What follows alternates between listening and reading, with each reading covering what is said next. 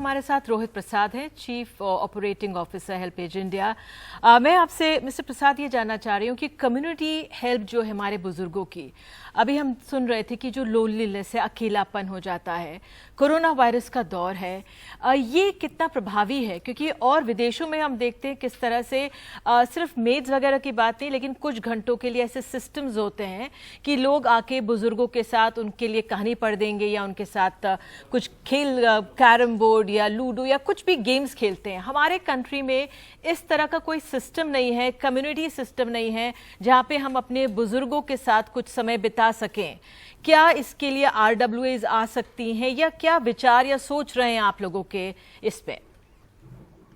नहीं, आपने बहुत अच्छी सही बात आपने रेज की है।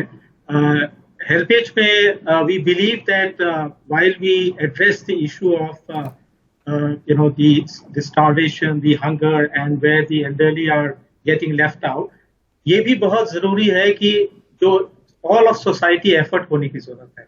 साथ साथ जो जनरेशन है, 65% of India is below 35 years old, तो ये बहुत जरूरी है कि जो यंग पॉपुलेशन है, जो मिडिल एज पॉपुलेशन है, वो किस तरह से इस समय जब कोविड ने एल्डरली एट रिस्क को बहुत ज्यादा एम्पलीफाई कर दिया है, वो किस समय किस तरह उनके साथ खड़े हो।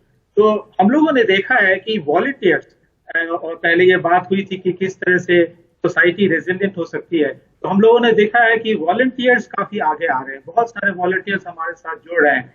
जो RWAs है, जो सीनियर सिटीजन एसोसिएशन है, वो भी काफी इस पे।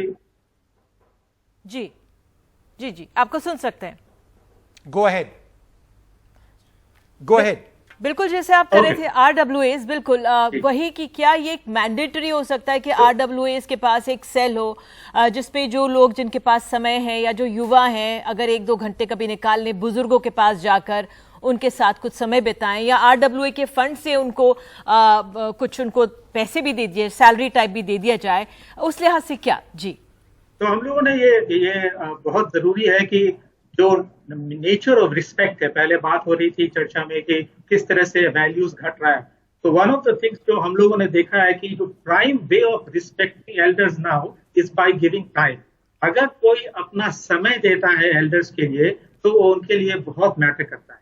और जो RWAs है, सीनियर सिटीजन एसोसिएशन है, वॉलंटियर्स हैं, जो फैमिली मेंबर्स हैं, वो उनको बहुत जरूरी है। बहुत सारे हमारे एल्डर्स अकेले रह रहे हैं, तो एक ऑल ऑफ सोसाइटी और कोलैबोरेटिव एफर्ट की जरूरत है ताकि हमारे elders they don't feel lost out. हमारे पास ये सॉल्यूशन नहीं है कि हम एल्डर्स को अपने घर में लॉक कर दें और बाकी सोसाइटी को हम कहें कि आप आगे आके अपनी जिंदगी जिए। ये जरूरी है कि पूरी सोसाइटी किस तरह से एल्डर्स के लिए एक सपोर्ट सिस्टम तैयार करे, एक इमोशनल सपोर्ट सिस्टम तैयार करे, रिस्पॉन्स नेटवर्क क्रिएट करे, ताकि एल्डर्स हमारे लॉक्ड इन नहीं रहें, वो बाहर आए, अपनी जिंदगी जिए। क्योंकि एल्डर्स के लिए ये सबसे जरूरी है कि वो अपने घर के बाहर निकल कर लोगों से मिलें।